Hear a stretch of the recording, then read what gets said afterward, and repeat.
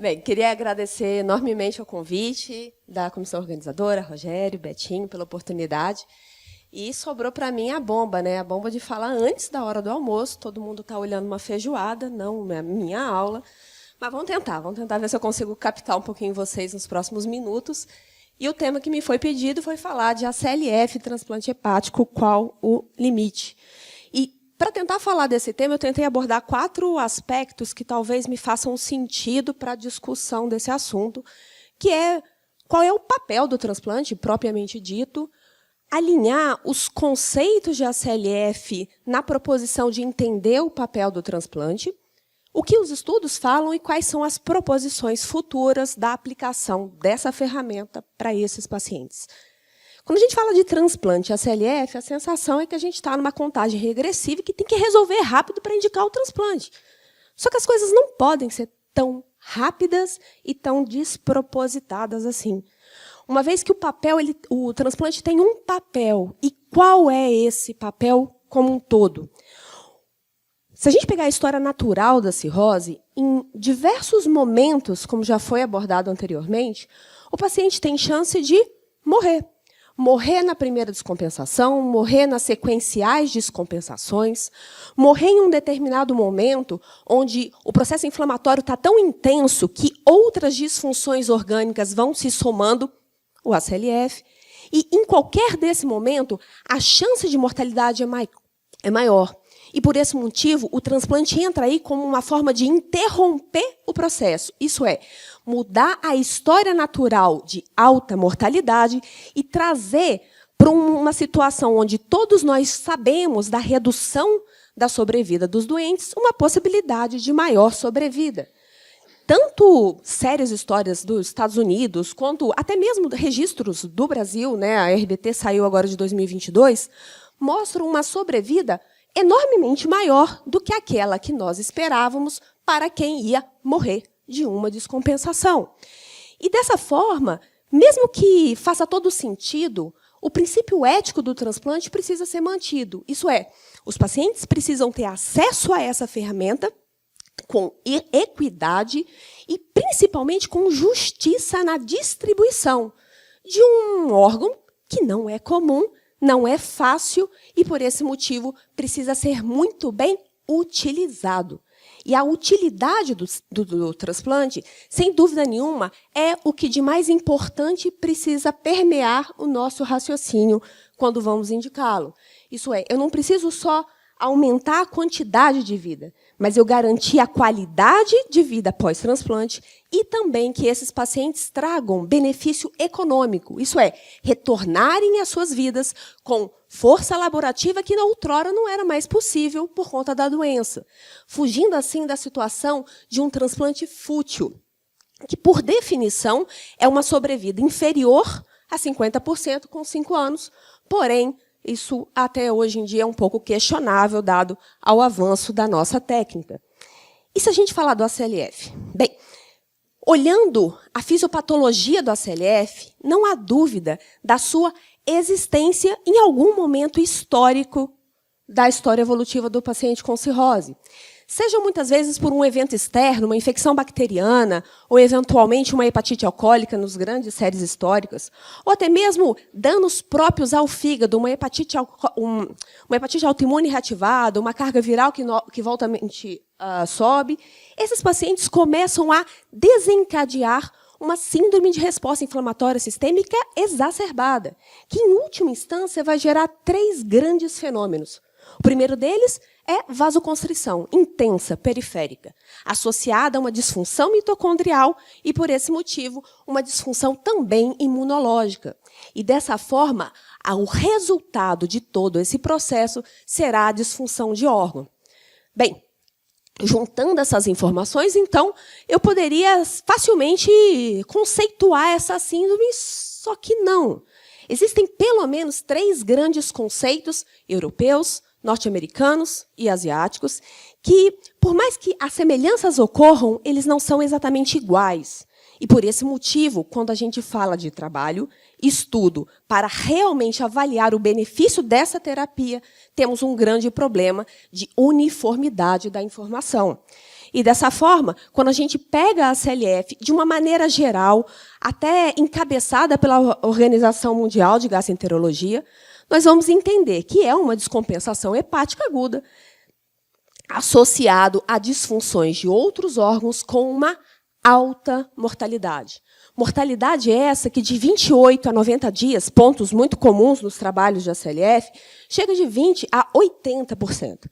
E, por esse motivo, quando comparamos pacientes com essa síndrome, ACLF, e aqueles com apenas um cuidado com apenas cirrose descompensada, é, sim, maior. E quando a gente percebe, pelo número de disfunções de órgãos adicionadas a esses pacientes, a mortalidade é cada vez maior com o passar do tempo. Então ficou fácil. Se a gente tem uma situação relacionada à doença do fígado, que tem uma alta mortalidade, acabou. Transplante precoce e, de preferência, prioritário. Porém, essa matemática ela não é tão linear assim. E aí, quando a gente volta para os estudos, a gente percebe o tamanho do problema dessa proposição. Esse é um grande estudo publicado na Gastroenterology em 2019, que um grupo americano analisou o banco de dados da UNOS. E muitos dos trabalhos inicialmente propostos para a CLF vêm desse banco de dados, cheio de vieses de interpretação, cheio de vieses de análises. Mas, nesse trabalho, ele pegou 100 mil pacientes inscritos, quase metade transplantados, 14%, 15%, por ACLF. Eles utilizaram a definição do grupo Isoclif e foi um trabalho retrospectivo. Como era de se esperar, a mortalidade aumenta com o passar do tempo de adicionadas disfunções e é maior em 28 e 90 dias. Mas um detalhe interessante que esse trabalho mostra é que a mortalidade foi de 43%, 44% em pacientes com ACLF3, mas eles estavam com o MELD baixo, o MELD menor do que 25%, muito aquém do que nós imaginávamos, mostrando que o MELD ele não consegue capturar, muitas vezes, a gravidade desses pacientes, já trazendo mais um problema. Também nesse trabalho foi avaliado a sobrevida desses pacientes com ACLF3 em um ano. E foi verificado 81%. De novo, um dado que chamou bastante atenção, muito além do que a gente imaginava como um resultado de sobrevida para um paciente tão grave dessa forma. E, avaliando aí os fatores relacionados à sobrevida, foi verificada a ventilação mecânica e o Donor Risk Index, que é um score que nós avaliamos no transplante a qualidade do órgão a ser transplantado, acima de 1,7, e o transplante realizado até 30 dias da inscrição como um fator protetor. Esse mesmo grupo fez um novo trabalho, agora com um desenho um pouco mais fechado, em 10 centros transplantadores, para avaliar se o paciente que tinha disfunção hemodinâmica e trombose de porta, essa trombose de porta era um desfecho secundário, tinha relação aí com a mortalidade desses pacientes. Eram 320 pacientes transplantados, quase 70% ACLF. A mortalidade em um ano foi apenas de 12,5%, para um grupo tão grave, e entre as disfunções não foi observada uma diferença estatística, realçando aí talvez a natureza mais sistêmica e não necessariamente quantitativa de disfunções. E, avaliando disfunção circulatória, que ele cortou como doses de noradrenalina maior ou menor do que 1 micrograma por quilo-minuto, e a presença de disfunção respiratória, não foi observada uma diferença estatística significativa entre esses pacientes com relação à sobrevida, embora a disfunção respiratória teve aí talvez uma tendência a melhor ser avaliada. E, por último, que talvez traga aqui um limite, talvez para o transplante, a evidência de trombose de porta nesses pacientes foi significativamente comprometedora da sobrevida dos doentes, com odds ratio quase de 8, talvez trazendo para a gente uma atenção quando formos liberar um paciente com transplante. Trouxe aqui agora um estudo europeu, um grupo francês, que também fez uma coorte retrospectiva com pacientes ACLF3, 20 centros transplantadores, obviamente usando Isoclif como critério, e cerca de 90% conseguiu ter identificação de um fator desencadeante. Isso não é tão comum. Muitos dos trabalhos anteriores davam, às vezes, taxas de 40% de não identificação do fator desencadeante, o que, para nós, transplantadores, nos incomoda muito para o momento da liberação ao transplante. E, na distribuição de graus de ACLF, foi assim feito, e 1/4 morreu na fila de transplante. A média de transplante foi de aproximadamente 8 dias da sua inscrição, e a sobrevida também considerada alta, de 81%. Aqui, a sobrevida entre os grupos ACLF também não mostrou diferença, e com relação aos fatores possivelmente relacionados à sobrevida, o que a gente identificou foi presença de infecção por germe multidroga resistente, hiperlactatemia e tempo de terapia renal substitutiva, também merecendo aí uma atenção da possível falha de análise dos dados, dado que a terapia renal substitutiva poderia ter começado muito tempo antes do momento do transplante.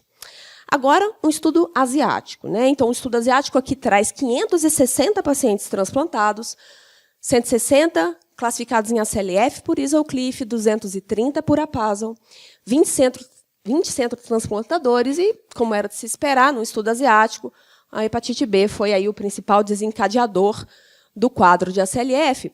E, também imaginando pela hepatite B, a elevação de ALT foi considerado um fator prognóstico associado à disfunção respiratória e cerebral, também aí com umas considerações com relação à metodologia que foi utilizada. Bem, a sobrevida nesse trabalho, tanto por ISO quanto por Apasol, mostrou diferença entre as subclasses de ACLF, talvez um pouco diferente dos 2 últimos trabalhos. Falar de transplante, a gente tem que lembrar de política de alocação, né? E o clichê mais falado em qualquer aula de transplante: não temos órgãos para todo mundo, como o MK sempre fala, não tem um ali na geladeira. E, dessa forma, priorizar talvez seja uma palavra muito delicada, porque se eu priorizo um, eu despriorizo o outro. Se eu dou para um, eu tiro de outro. E, dessa forma, a política atual de transplante, encabeçada pela introdução do MELD como um critério de alocação na fila de transplante, é o paciente que está mais doente vai ser transplantado primeiro. Só que aqui no ACLF, talvez essa frase tenha várias considerações, dado que o próprio MELD não consegue refletir a gravidade da doença neste momento histórico da história natural da doença. Mas também, se a gente for olhar individualmente esses pacientes, pensando num benefício individual, sem nenhuma dúvida, trazer um órgão para um paciente que tem nele o início da sua descompensação traria vantagens. Mas não dá para esquecer a avaliação populacional da alocação de órgãos. Uma vez que, como de novo o guru fala, uma vez que eu transplanto um, eu não vou transplantar outro. E, dessa forma, essas análises precisam ser feitas muito criteriosas quando a gente vai trazer uma política de saúde pública. E aí começa a guerra. Se a gente for pegar os editoriais de grandes revistas relacionados ao ACLF e transplante, favoráveis, não favoráveis, prioriza-se, não prioriza-se, isso está errado, não podemos transplantar. E, dessa forma, a gente tem muito caminho ainda pela frente para entender qual é o verdadeiro papel do transplante na ACLF. E muitas perguntas ainda estão em abertas. A gente tem que esperar e buscar estudos onde o transplante seja colocado numa forma adequada de análise estatística por intention to treat, que não é o que acontece. Os pacientes, como que eles ficam na fila de transplante? Eles têm muito dropout ou não?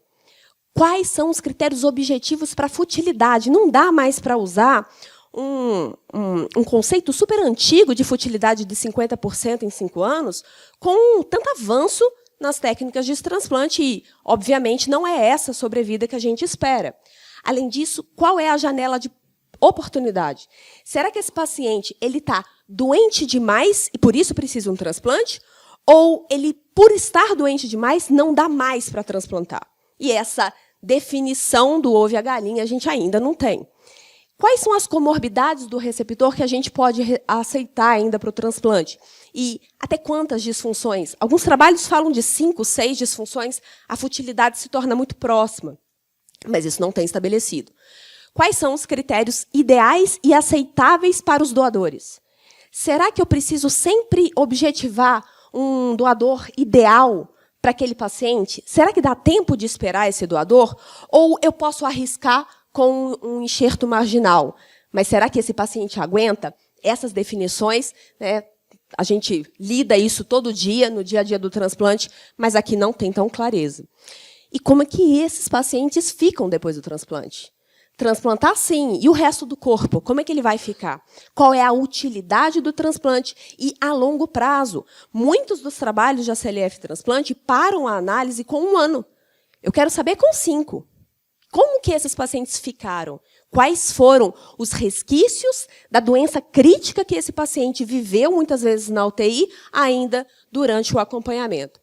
E como promover eficiência na utilização de recursos, muito voltado aí nas questões e polêmicas relacionadas à priorização.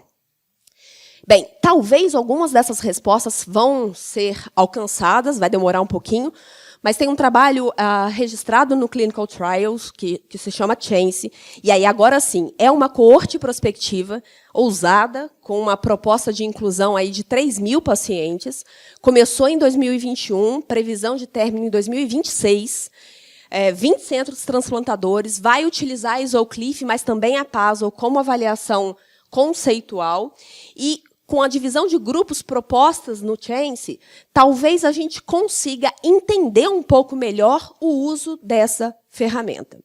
E assim, qual é o limite? Pergunta difícil de responder. E possivelmente eu tenho mais dúvidas do que definições para dar para vocês. O caminho ainda é muito tortuoso, não existe uma resposta para isso, a literatura ainda não nos provê com essas informações, mas, sem dúvida nenhuma, precisamos avaliar os limites máximos de gravidade, com esses estudos prospectivos, analisar separadamente o ACLF3 e melhorar os scores, uma vez que está muito claro que MELD não é o suficiente para esses pacientes. Criar uma ponte do ACLF para o transplante. Não é simplesmente apertar o ativar, né, Celso? Não é só isso. Né? Como que esse paciente vai chegar no transplante? Eles são pacientes que muitas vezes vieram de infecções, eles estavam com sepse até alguns dias atrás. Qual é a antibiótico terapia que eu vou deixar? Qual antibiótico profilaxia eu vou manter? E qual é o papel da terapia renal substitutiva? Será o quão mais rápido, melhor? Ou postergá-la talvez seja a situação mais confortável porque temos um estresse hemodinâmico pela frente, que é o próprio transplante? Qual é o papel da plasmaférese? Mars, Prometheus, nesse cenário. Será que ela traz algum ganho de tempo para que as coisas consigam ser melhor estabelecidas? Será que os trabalhos da insuficiência hepática aguda fazem algum sentido aqui no ACLF? Não sabemos. Alocação de órgão. Qual é a melhor política de saúde pública e não individual para este grupo? Melhorar o matching de doador e receptor. Até onde a gente vai, até onde a gente tem que parar. Qual é o limite de órgãos? Né? Poderia ser aceito para esses pacientes com ACLF e fazer aí um manejo personalizado do perioperatório. Escolher esse antibiótico profilático e, possivelmente, nós, transplantadores, ajustar a nossa imunossupressão de uma maneira que a gente contemple 2 fatos extremamente comuns nessa população, que é a disfunção renal e o alto risco de infecção pós-transplante, talvez ajustando as nossas terapias que, de padrão, aqui não poderão mais ser realizadas. Bem, espero que eu tenha trazido aí um pouco de luz ou confusão para a cabeça de vocês. Obrigada.